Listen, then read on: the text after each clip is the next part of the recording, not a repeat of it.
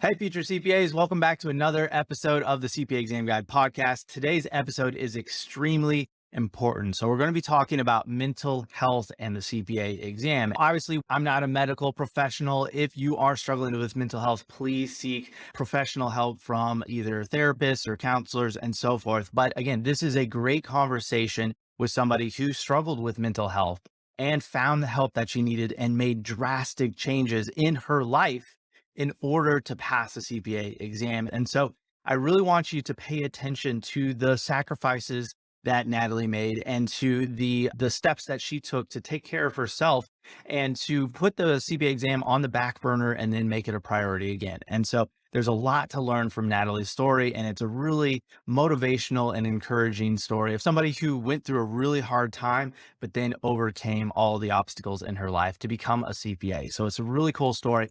Please enjoy. And again, if you are struggling with mental health, please find professional help. This podcast episode is just for entertainment purposes and is just an example of what one individual did to handle her mental health and improve it. All right, enjoy, and we'll catch up with Natalie here on the CPA Exam Guide podcast. My name is Brian Kessler, and I help smart accountants pass the CPA exam no matter how busy they are. My ultimate goal is to get you from stressed to performing at your best, no matter what CPA approach you use. Welcome to the CPA Exam Guide podcast. This episode is brought to you today by Kessler CPA Review. It is the ultimate CPA exam study supplement that enhances your learning experience with any of the major CPA review course brands. We do this by providing mentorship to teach you how to pass the CPA exam, how to use your CPA review course, how to make time to study, and much more. Then we provide you with study supplements that are not used by anyone else in the industry. We provide accountability, private community so that you can interact with fellow CPA candidates, and finally, tutoring to ensure that you master all of your most technical accounting questions. Check out Kessler CPA Review today at KesslerCPAReview.com. That's Kessler, Kesler, CPAReview.com. All right, future CPAs, welcome to another episode of the CPA Exam Guide podcast. I'm here with my brand new friend, Natalie, who just passed the CPA exam a few months ago, and we're just now catching up, and we're excited to hear your story, Natalie. Welcome to the podcast. Thanks for having me. Absolutely. So the first thing I always ask CPAs is, what was the experience of passing the CPA exam like? Where were you? Were there people in the room? Did you scare them when you saw your scores? What was that experience like? So actually, I'm a pretty low key person. So I was at my boyfriend's house and we were watching a movie, and I'm really watching the clock as it waiting for like score release. And then I kind of forgot about it. We were watching the movie and then I looked at the clock and I was like, oh, it's already released. Like, let's pause the movie for a second.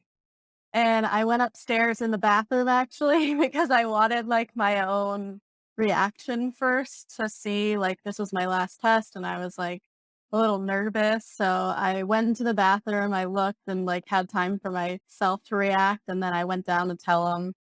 Um and then I called my mom and I texted a few close friends that were waiting on my score release, and then we basically popped a bottle of champagne and finished watching the movie, and that was the end of that. Very low key, but that's usually how I like things. Oh man, that's an awesome story. I love it. So yeah, share a little bit about your story. How long did it take you to pass? What study materials did you use, and so forth? So I used Becker and I used it with PwC. They gave me that opportunity to use that. PDUs. So I started my journey back in 2019. This Okay. is gonna sound the whole thing sounds pretty crazy, but it's all true. So I started after in 2019 after I graduated college. So I graduated in May of 2019. And then I started studying in November of 2019, and I took BEC in January 2020 and passed the first try with an 80. And I was like, wow, okay, let's keep going. And I started studying for audit, which I took March of 2020, and I failed with a 63. Okay. And I was moving on to reg just because that was like I kinda planned it out like that. I don't know, I just moved on because I started studying after I took it, like, before the score release. And, I was studying for reg, and then COVID hit, and so all the Prometric centers and exam dates weren't like they were getting canceled, it was shut down, and I kept rescheduling, and then it would get canceled again. I think it was canceled probably like 3 times, Oh my and I God. didn't have like a deadline in sight, and I was studying for reg for like 3 months, and I was just like, I couldn't I don't know, I just felt like I couldn't do it without like a deadline Yeah. in front of me. I mean, it was such a surreal experience. I remember so many candidates were struggling with that because there weren't any positions available. And then like they would get mentally prepared and then at the last minute it would get canceled. It was just awful. Yeah, So it was horrible. yeah, it's just, So, at the time, I was also working as a pharmacy technician at CVS. Weird, I know, but okay. it was like my gap year between college and my career because I graduated in 3 years for college, so I was planning to finish the CPA before I started with PwC. Nice. So Okay. I was a technician during that time, and hours were increasing because everyone was just, like, going crazy about COVID and wasn't sure what was gonna happen. So they were needing their medication, and, like, I had tons of hours I could pick up and stuff, so I ended up working a lot. And then the state shut down, and I kinda came to the realization that I didn't wanna be a CPA. Oh man. I didn't think it would have to benefit me because I didn't wanna own my own business, I didn't wanna do taxes, like, the material was just boring to me, I didn't enjoy it. So, I basically took a year off, sort of, and fast forward to April 2021, which is 7 months after I started with PwC, so I started with them September of 2020. Okay. So, I was living at my mom's for a little in South Carolina, and I had a friend that just started studying for the exams, and I was curious on how long I had left on my BEC. So I ended up looking it up, and it was scheduled to expire December 2021, Okay. and I thought to myself, I was like, "I don't know if I can let it just expire just because I think it's the wrong path for me," and I was like, "I would hate myself if I just sat here and watched it expire." And so I was like, "I should just start up again and just see if I could do it within the time frame." So I started back up studying, and I wanted to pass first. I took one in June 2021, and I failed with a 64.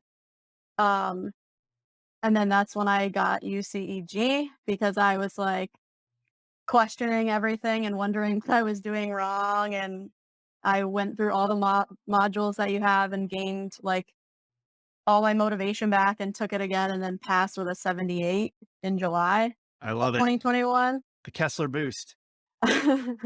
Um, and then I went on to take FAR after that. I took it in August 2021 and failed. I took it again in September and failed again.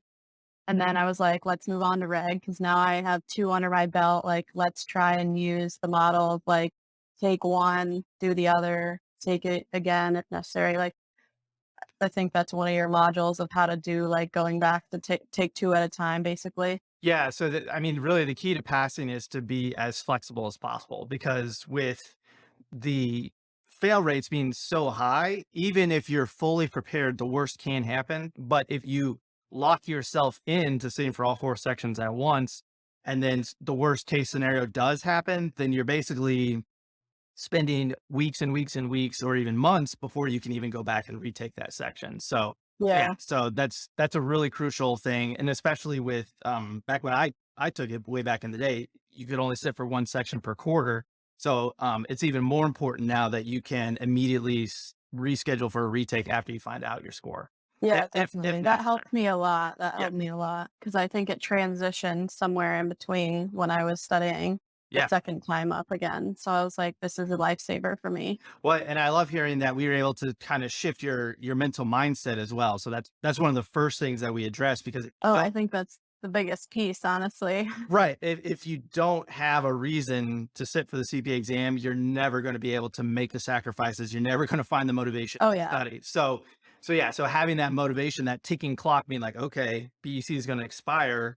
I think, that for you, for your situation, that was a perfect use of the training to give yourself that push to get it done. Yeah, So for sure. very cool. So So I just wanted to backtrack a little bit. So you said that you failed for a couple times. What do you think went wrong? Just I'm just curious to hear your thoughts on that. So honestly, in college, I kind of just like academics usually came natural to me. Like I didn't have to go above and beyond to study. Like I could just read the textbook, take notes, and be fine, kind of thing. Sure. And like for my accounting courses, I was like reviewing multiple choice that were on the test. So it was like so I don't know, it was very easy for me and I just didn't have to put much effort into it. So when it came to like actually learning material, I just didn't know how to do that. And I think the harder areas for me, like bonds and leases and that specific stuff, I don't know if I was ignoring it or just hoping that I knew the right answer, but I just had to figure out basically how to study and Becker's great in terms of like step by step, but I was going through and actually just completing the steps whether I knew it or not, you know? So it was just like a shift in how I learned and figuring out how I could make it better and that's definitely why I failed all those times. Sure. No, I mean, that's far as by far the most difficult just because of the breadth of information. And I mean, really, when you don't truly understand the material, that's when you do get yourself in trouble because you'll go through the Becker questions and you get the question correct, but maybe you got it right for the wrong reason, or there, Yeah, there's a exactly. million different things. Memorizing answers, which is what I kind of did in college, like Right. silly stuff. Exactly. So, the key really, and especially with simulations, you really have to understand the material so that it doesn't matter what question they throw at you. You at least understand the process and can apply that process to whatever it might be. And that's especially true of FAR. So very interesting. Cool. Yeah. Thanks for sharing. Um, I mean, you mentioned before the podcast that you passed the CPA exam in March of 2022. So Yeah, how, that's better. yeah, let's see where the story picks up. So I I think I left off. I was moved on to reg Okay. and I took reg in October of 2021 and failed. So at this point I was like, all right, I'm getting close to the December deadline for BEC. So I submitted an extension, like a medical extension. I requested 6 months with the board and they gave me 3 months. Okay. So I had a surgery while during my like I guess, year that I was not doing the CPA exam. So I like had surgery and like COVID proof and like all this like medical stuff that I used to extend that. So I did get 3 extra months. That's great. And so I failed that in October. And mind you, I had two recurring clients with PwC and I had an October year end and I had a Oh no. December year end. Oh So no. I was in busy season from like September, like all the way to February or March, Are like you in late February. assurance or tax? Yeah, assurance. Okay. So this was during busy season and I'll admit my work quality tanked, but that's another that's another story. But so I failed reg in October, so I went back to FAR and I took it again in November, and this was during busy season as well, and I failed that one too. So I went back to reg in December of 2021 and failed that one, and I hit like rock bottom at that point, and I felt like I was like running on fumes, like nothing basically. Um, and I was like, I have two left. Like, what is going on here? So I took FAR again in January and failed. This Oh is my god. January 2022. And I literally was so miserable at this point. Like, this is a lot of fails, like just one after another. And I was doing what I thought I should be doing. And so I ended up gaining like 20 pounds. I was like extremely emotional.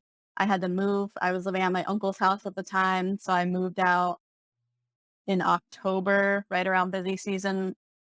And then I moved in with my boyfriend who lives with his mom in October. And I was always in there either eating, studying, working. I had a Peloton. So I was trying to exercise all in that one room. Oh my And god. I was like losing my mind.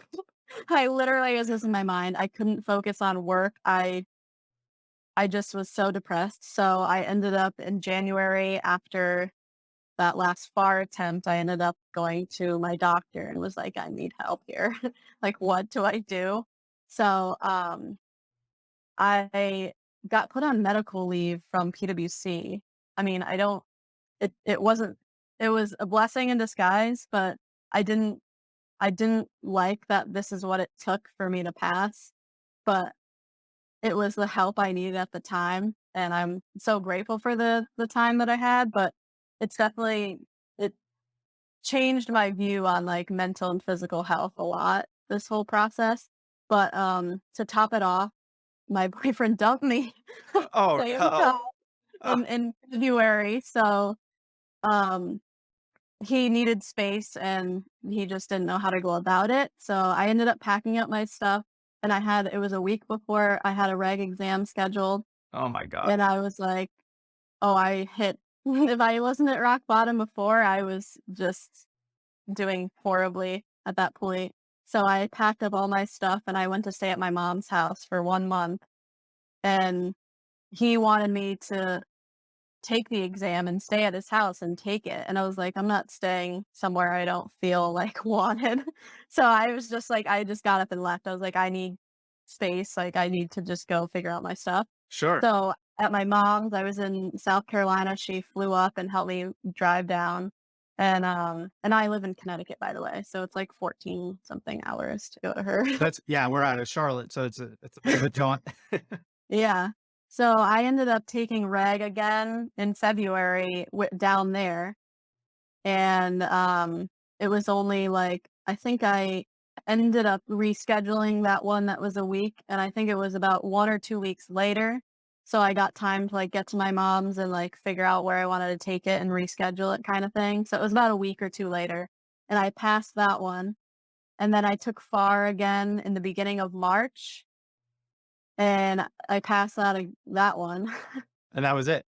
And I went back to Connecticut the next day. I was on my way back, and I moved into an apartment and worked things out with my boyfriend and explained to him that, if you need space, just say it.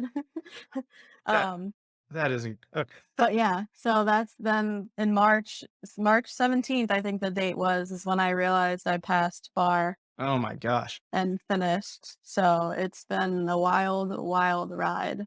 Yeah, this has to be one of the craziest stories of passing I've heard. It's so crazy. I don't even believe that it's real, but this is actually what happened. Like, I can't even believe I passed because I was just so absorbed in everything that was going on that I was just Yeah.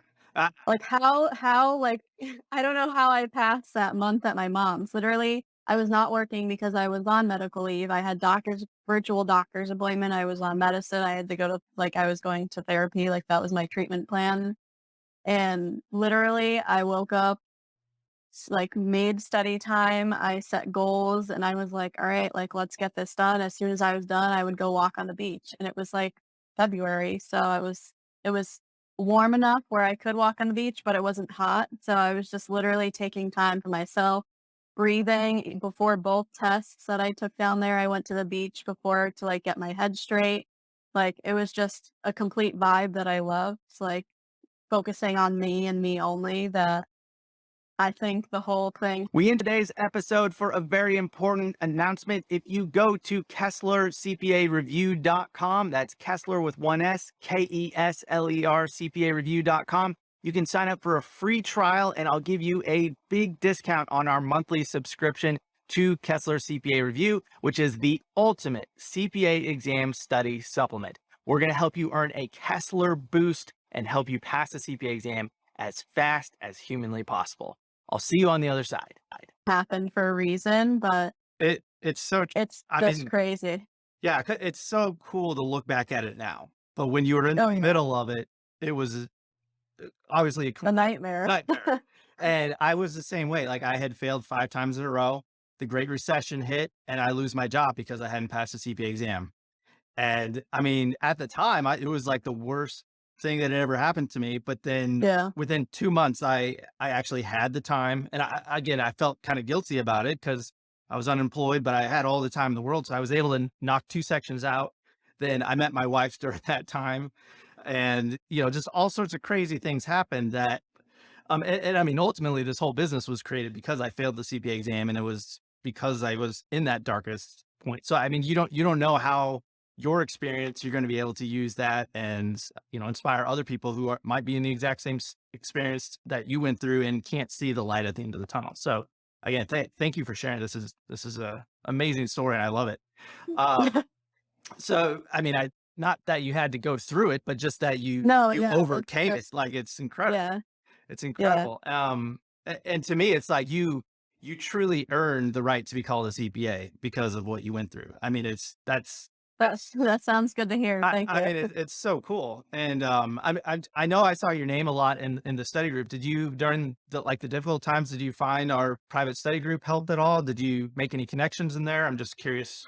Yeah, so honestly, at first,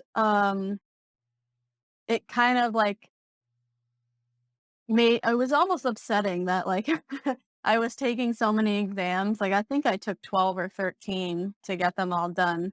And I would see people like posting during score releases like their success stories and stuff. And Sure. it was kind of like all these people can do it, like why can't I? Like I'm trying so hard. And Yeah. so at first it was just like I didn't wanna go on social media during score release days, Sure. Sure. and then after I got 2 done, I was like, "Alright, I'm in this." I also cried when I got a passing score because I was like, "Oh god, now I have to complete all of them." But once I got 2 done and I was like, "Alright, I have to do this, like, how can I learn from all these people so I can be them?" Yeah. And so I would go on there, I would comment on people's posts like, "Oh, what's your advice? Like, how did you do it? What did you use? Like, Yeah. what are the bigger topics? Like, how did you learn this, that?" I was just more interested on what I can do to be them, basically. Yeah, yeah. Well, and if anyone's listening who's part of the program, if you are struggling to pass, that's another great place to go and share, "Hey, Oh, guy, yeah. I didn't pass." Because and that's really what we try to encourage is that, yeah, you want to go here to celebrate, but then when you don't get a passing score, share that as well because that's when, especially when you're isolated and you don't have anyone around you who's studying for the CPA exam, or you're too embarrassed to talk to your coworkers, because that a lot of people, and I made that mistake of telling a bunch of people, "Oh yeah, I'm studying for the CPA exam," and then I wasn't passing, so that every time they'd see me they'd be like, "Oh, how's the CPA going?" And then I'd be like, I'm not doing well." So Yeah, so yeah, so having that private community that is moderated by me and my team and is full of people who have all been through the same mentorship, that's a great resource to have so that you don't have the awkward conversations. And then on the flip side, you're not isolated as well. So yeah. I'm really glad to hear that you were able to find value in it. So I think a big thing, though, that I also struggled with was trying to balance working yes, because, you know, working in assurance, you have for the most part, like, different teams, like, for a while, I was thrown around on different teams, and they always say, like, open communication and whatever else, so but, like, if you get on a team that doesn't think, like, CPA is more important than, getting the audit done, it's really, really difficult to try right, and balance that, so it's like you have to pick one or another, yeah, and for me, I ended up picking the exam over my work quality, so I did get a not decent it wasn't the best review during the time that I had in like the October year-end area where I was like failing FAR and reg for a while. sure, Um, but I think that it made it really that's like one of the reasons why I fell so far low in like a mental state because I was doing bad in work and I was failing the exams. Like it just didn't seem worth it to me at the time. And it just yeah, it all caved in at the same time. well, and you bring up a really good point. you know uh, So the big corporations, all they care about, of course, is going to be the audit, or if you're in Yeah, private, they're going to care more about month end. They're not thinking about your future. You're the only person who cares about your career, and so for me, I mean, I had an easy decision. I got let go, and then I had a couple months off, being unemployed. I knocked out a couple sections, and I started working full time, working more like a 40-hour a week job. And so I could have tried really hard to get back into public, but I knew that, it was really hard for me. I personally wasn't capable of passing the CPA exam while working in public accounting. It just, with the time frame, I need more time to study. So I chose to make less money and work fewer hours in in the short term. And then I knew once I passed the CPA exam, then I could jump back in and do whatever I wanted. And then once I had my CPA, my lower paying job, they weren't willing to give me any more money. So I was like, all right, peace. And then I went to PwC, worked there for a couple of years and got some experience, then jumped even, to a higher position and back in private, and the rest is history. So when you're studying for the CPA exam, again, it all goes back to your reasons why. So who ultimately are you trying to serve? Are you trying to start a business? Are you trying to have more flexibility in your career and so forth? And so, I mean, again, the CPA license, it's universally known. So even if you don't stick in accounting, that CPA license is going to follow you around wherever you go, because again, you went through hell to earn that license. And people know that you went through that just by seeing those letters after your name. So to me, that's the true value of having a CPA license, is that it gives you ultimate freedom and flexibility in your career, and it's going to follow you around for the rest of your career. So yeah, so I'm so glad you didn't give up. It's amazing. Your story is very inspiring. And I know a lot of people Honestly, listening. It's so cool. Like, honestly, I wouldn't change a thing because when I found out about the CPA exam, I was in college and I ended up mapping out my 150 credits mhm, so that I could get it done as quick as possible. So I did graduate in 3 years with that extra year, thinking I would do pass the CPA exam. And I'm a super big planner. I feel like all accountants oh are yeah, like overachievers and exactly. So it was like the fact that I couldn't because of COVID, and then I kind of made up an excuse that I didn't want to be a CPA. Like, yeah, what was I even saying? Because I planned that when I started college. Like, right, I don't know. And I thought to myself, I was like, even if I don't end up using it, I just need to pass just to pass because right, that was my ultimate goal from the beginning, and I'm giving up. right. Like, you just can't do that. Yeah, well, and I just interviewed somebody who, she passed the CPA exam right before she turned 50. And it was just one of those things that, I mean, she's so glad that she did it because it was always on her bucket list to do. But life happens fast, and she started having kids, and then she had different priorities, different jobs, and she just never got around to it until she finally made it like her number one priority. And so the CPA exam is just, it's too much of a time commitment, and just the amount of sacrifices that you're going to have to make. It really needs to be your number one priority, directly below obviously your health and your family and so forth. But again, that's one of the things that we teach you inside of Ultimate CPA Exam Guide, is how to complete what's called a life audit.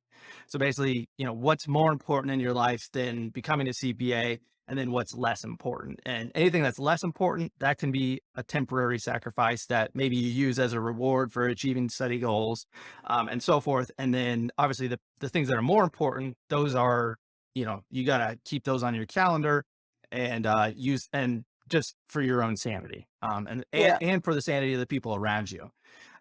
So with if you're studying for the CB exam and all of a sudden you lose your boyfriend or dumps you or something like that, like, it's so important to have accountability during that time. So it's, that I'm sure, I can't even imagine how difficult that was, because he was probably the person that was checking in on you and Oh, yeah. making Yep. sure you're okay and so forth. So yeah, so if you don't have an accountability partner, it just makes the process, infinitely more difficult. So definitely try to find one if you can. Yep. If you're listening and you don't have an accountability partner, and again, that's part of Kessler CPA Review. We have an accountability partner program now. I don't think it was around when you started. I can't remember when we launched it, but yeah, a lot of people use it, and basically it's just a great way to get your family members involved in the process, and to make the studying process fun, and to help the folks outside of accounting who don't understand what you're going through kind of understand what you're going through, Yep. and different ways to support you. So cool. Well, yeah, thank you again, Natalie, for sharing your story. Do you have any advice for candidates who are struggling right now that you haven't shared already? I mean, I have a tons of advice, okay, and I'd love to hear. but But I'll give you I think the most important that helped me, like, throughout the time. I think physical and mental struggle is, like, so real, and I never would have really understood it the way I do now if I didn't go through, like, this whole CPA journey. Yeah. And I think I'm such an overthinker to begin with and, like, very much in my head. So you need to find people in your corner that supports you. Like we just touched on it, the accountability. I think that is so, so important. Like I can't tell you how many times I would call my friends and family. And like I do have a couple friends still that are still studying that was in in the test taking mode too that I could call and they, like, understood. I mean, they understand more now because 'cause they're so far into it, but they were also there for me, like, my mom was there when I needed to like, literally the last 2 exams that I passed, I would sit in her kitchen and I would read through my cheat sheet. I made, like, cheat sheets that I needed to memorize of things, and I would just read it off to her, and, like, her boyfriend would ask me questions. I'm like, "Just don't ask questions. I just need to memorize this, like, let me just tell you. That's all I need." So I did that before the last 2 that I passed. Like, my close friends, I have 2 really close friends that are doing it right now too, Sarah and Kendra. They were always there when I needed to complain or if I wanted to study with someone or if I needed to talk out a topic because they knew like, I went to school with Sarah and she knew exactly what I was talking about for topics and stuff. Like, just people in your corner, the right motivational tools, which you guys have the modules for, and I can't tell you, like, when I was living at my boyfriend's house, I literally had, like, a second monitor, and I would have, a printer piece of paper written down of, like, the list of what I want why I want the CPA, Nice. and every night, I would slap it on my computer, so when I was either on my Peloton or, in bed, I could see it, like, just sitting there on my computer screen, like, just stuff like that. You just need to keep like, motivated, and it's just so important to, like, keep pushing forward and just not get into your head because that's what'll drag you down, I think. If you can get the college credits necessary to sit for the exam, you can pass. The rest is just a mental game, and Yeah, oh, yeah. you need a. Until It's yeah. You it's just need a step by step plan and then a routine attached to it. And yeah, that's really the key. exactly. And I mean, sometimes you do have to make difficult life decisions on your job and just different sacrifices that you have to make. But yeah, I think hit the nail on the head. So cool. So now that you've passed the CPA exam, how do you spend your time now? Do you have all this extra time? Do you feel guilty that you're not studying, or Um what's your plan now that you have the CPA? What was when you sat down? What was the plan after the CPA? Honestly, I was like, I'm just gonna take a break for a little bit, and I'm still on break, basically. So I passed in March of 2022, and since then, I honestly just have been focusing on things that I like to do, figuring out what makes me happy. So I read a lot of fiction books, like one of my favorite warm weather pastimes right now. Good. I travel. Like a lot this summer. I've done a lot of long weekend trips. And I currently am transitioning positions from PwC. I left July 22nd and I start with Siegfried Group in August Nice. the 15th. And I have yet to submit my certification for the CPA, but it will be done by the end of this year. Oh, it's yeah, And no rush. That's awesome. I've been getting into nutrition and, like, exercise, trying to lose the weight that I gained during the CPA journey and really just focusing on what I like to do. I think, honestly, that's the most important part of your life. Like, Right. if you're not happy, like, nothing else is really worth it. Yep. Honestly, the exams showed me, like, that whole process showed me how miserable I can be and how low you can get from being miserable, and I honestly never wanna be at that point again, so the more things you can find that will make you happy, the better. Yep. Life is too short. Love it.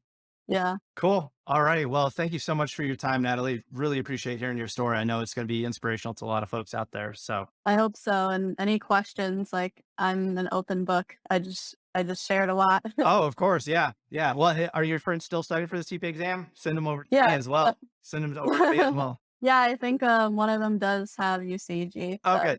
Awesome. Excellent. Yeah. So, just for folks listening, UCEG is the old company name. We're actually now Kessler CPA Review. So it still Oh. includes mentor. Yeah, it's all changed since you've passed, so you wouldn't have paid attention. But yeah, so we're now Ultimate CPA Exam Guide, or UCEG, is now part of Kessler CPA Review. So we've got mentorship, tutoring, and now study supplements as well. So that was partially my fault, Natalie, for not implementing the study supplements that we have until after you pass. So my apologies on that. But anyways, thank you so much for your time. Really appreciate the conversation. And yeah, hope you have a great week. Hey, Brian, hope you enjoyed today's podcast episode. I'm really excited because I am giving away 100 multiple choice questions that you have never seen before. So head to KesslerCPAReview.com. That's Kessler with one S, Kesler, CPAReview.com. And I'll hook you up with these free questions. We can get started working together. And there's also going to be a special discount if you're interested in joining our monthly Kessler CPA Review subscription. There's multiple plans designed for people who have failed the CPA exam, plans for people who are currently studying and need a study boost, and for the folks who are just getting started. So we've got a plan for every single type of CPA candidate that's ready to go, ready to help you master the CPA exam passing process. Thanks again for listening, and we'll catch up with you in the next episode. And I hope to see you on the inside of Kessler CPA Review.